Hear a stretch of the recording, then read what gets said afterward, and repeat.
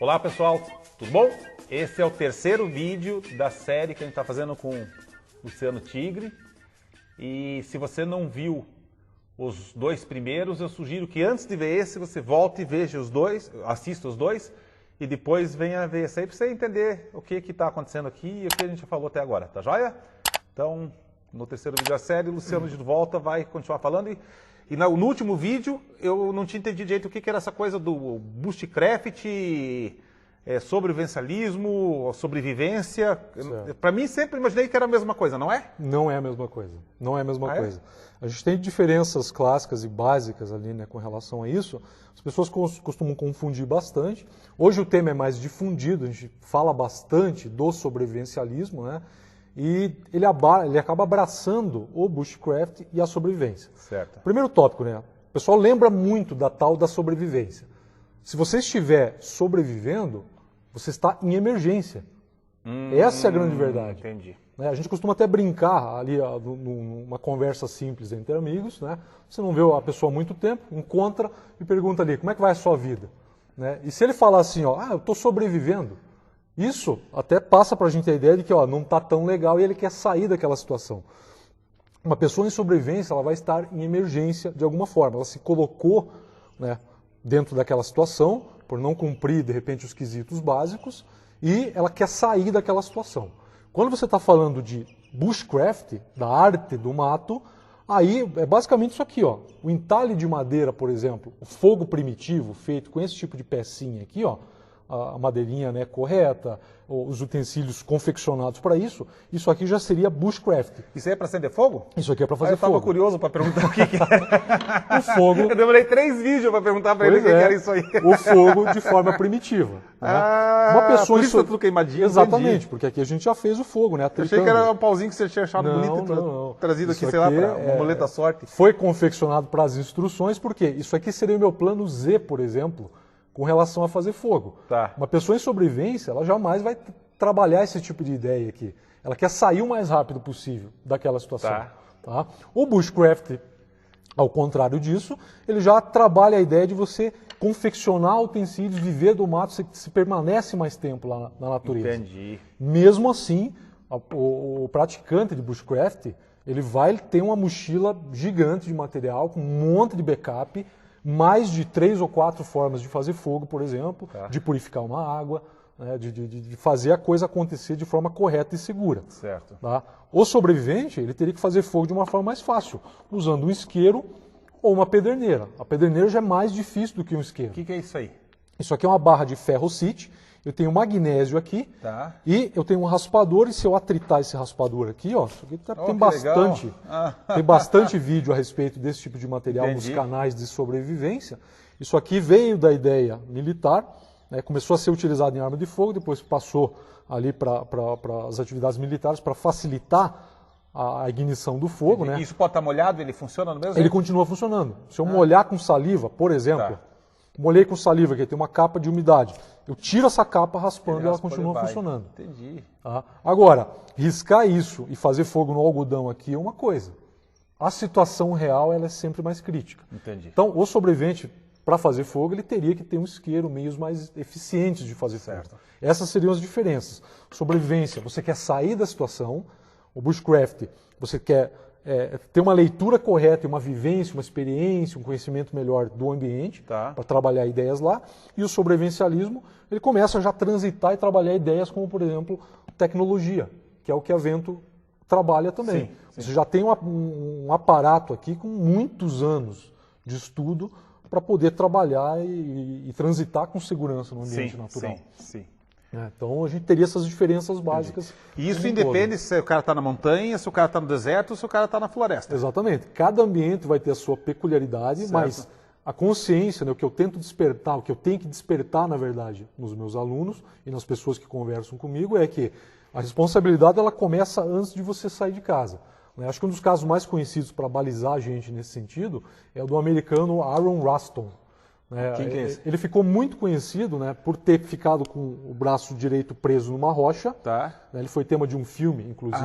Eu acho que eu li o livro dele. Pois que ele cortou o braço. Isso. Ui, que coisa medonha aquilo. Ele ficou 5 dias e algumas horas preso naquela condição, Mas se você escutar ali o áudio da gravação que ele mesmo fez... Eu não lembro, eu acho que tem gente que não... Conta a história, que eu acho que tem Certo. gente que não conhece desse cara. O Aaron Rustum, ele era um aventureiro, né? Ele tinha uma necessidade muito grande de se colocar em risco, ele mesmo cita isso, ele acabava se colocando em risco para ter aquela sensação de estou vivo. Esse é um dos primeiros e mais básicos erros que, inclusive, ele, nas palestras dele hoje, Mundo Afora, ele cita esse tipo de conceito.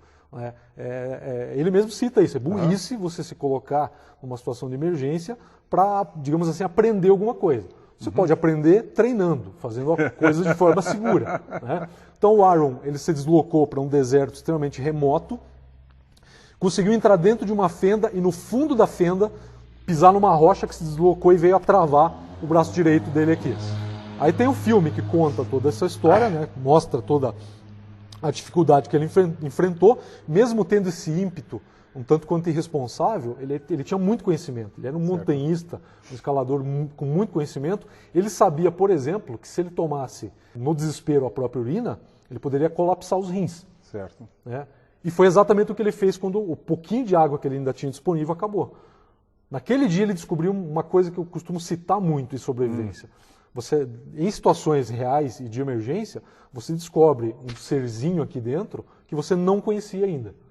Você é acessado de formas diferentes. Influencia muito você estar numa situação de emergência ou psicológico da pessoa? Ele é determinante, na verdade. Ah, é? Ele é determinante, porque a gente tem relatos como o do Aaron... O comportamento de uma pessoa calma, então altera muito para o comportamento de uma pessoa que tem Com situação. certeza. Mas isso eu não tenho a menor dúvida, porque estudos e situações reais mostraram isso. O Aaron é um caso desse. Primeiro erro básico que ele cometeu. Ele confiava demais em tudo aquilo que ele dominava, como conhecimento, excesso de autoconfiança, foi para esse local inóspito e simplesmente não avisou ninguém. A história é bem conhecida por esse detalhe. Tá. Então, quando ele tomou consciência disso... ele não avisou, ele contou um erro básico. Foi um erro o mais básico. Eu costumo dizer que se você for na esquina comprar pão, alguém tem que estar avisado. Porque se acontecer um acidente, se for para o hospital, inconsciente, por exemplo, as pessoas que foram avisadas têm um ponto de partida para começar a procurar. Esse erro eu acho que eu não cometo, porque das duas grandes surras que eu levei na vida, uma foi porque eu fui na esquina sem avisar minha mãe. E eu voltei da esquina até em casa apanhando. Então, nunca mais eu saí de casa sem avisar alguém. É aprendizado Hoje básico. não mais minha mãe, porque a gente não mora mais junto, mas eu tenho necessidade de avisar alguém sempre que eu saio de casa. Mas seria o básico, né? E respondendo a essa questão que seria mais importante, uma das mais importantes que eu considero, que é o quesito psicológico, você vai estudar o caso do Aaron, né?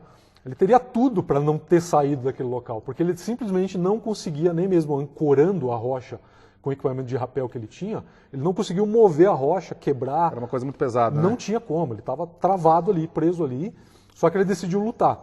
O psicológico dele era tão robusto que ele parou para pensar e no segundo dia, já com o braço começando a deteriorar, se eu cortar esse braço, eu saio daqui e continuo vivendo. E foi o que ele fez. Só que os erros foram cometidos. Ele tomou urina? Ele tomou a própria urina. Foi um erro. Desespero, foi um erro. Né? O camelbag dele ali para contenção de água, né? Tem fotos que mostram, ele estava em cima da rocha, cheio da urina dele. Porque a sede verdadeira começa a pegar. A gente vai falar mais na frente da regra dos 3 e vai entender que é um máximo de 3 dias que eu tenho de resistência para aguentar sem água. Mas eu te garanto que com um dia... Em 3 dias o cara aguenta sem água? Ele aguenta, mas chega no pau da viola em 3 dias. Com um dia ou um dia e meio, você está vendo coisas já. Você colapsa a nível celular. O Aaron começou a sentir isso, porque ele ficou lá 5 dias e mais algumas horas. Né? Então, outro erro que ele cometeu. A lâmina mais furreca que ele tinha foi a que ele levou. Então, quando ele decidiu fazer o trabalho aqui para sair da situação, veja, ele estava sobrevivendo, tentando esse sair. cara, é aquele que ele cortou o próprio braço, né? Ele amputou o próprio braço. Amputou o braço, sem anestesia, numa situação... Ele chegou a esse extremo, né? De fazer um torniquete e começar a trabalhar. É terrível falar isso, mas isso mostra... Salvou ele, né? Salvou ele. Isso mostra pra gente, dele, exatamente, mostra pra gente até onde o ser humano pode ir para manter a sobrevida, se ele realmente tiver a psicologia forte. Certo. Então o Aaron cometeu os erros mais básicos, só que ele tinha uma robustez psicológica, né, muito mais forte do que ele mesmo acreditava que tinha. Então o ser humano ele é acessado de uma forma Muitas pessoas diferente. morreriam numa situação dessa. A gente tem casos muito mais brandos, de pessoas que não tinham um arranhão e foram encontradas mortas. Né? Morreram por aquilo que mais mata em uma situação real, que é a hipotermia. Né?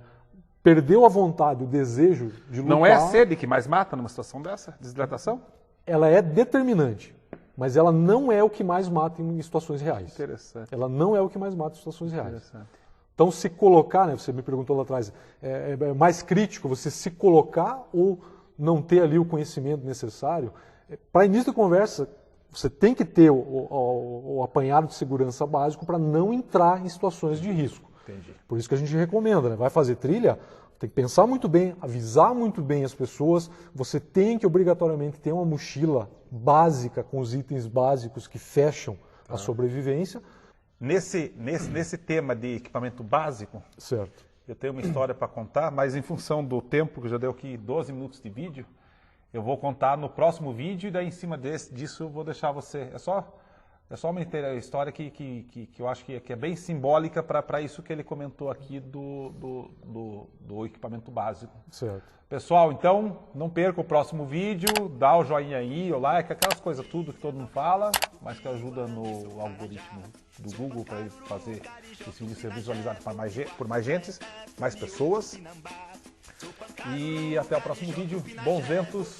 Tchau. Bom, tchau, tchau. Depois que os mares dividiram os continentes, quis ver terras diferentes, eu pensei vou procurar um mundo novo lá depois.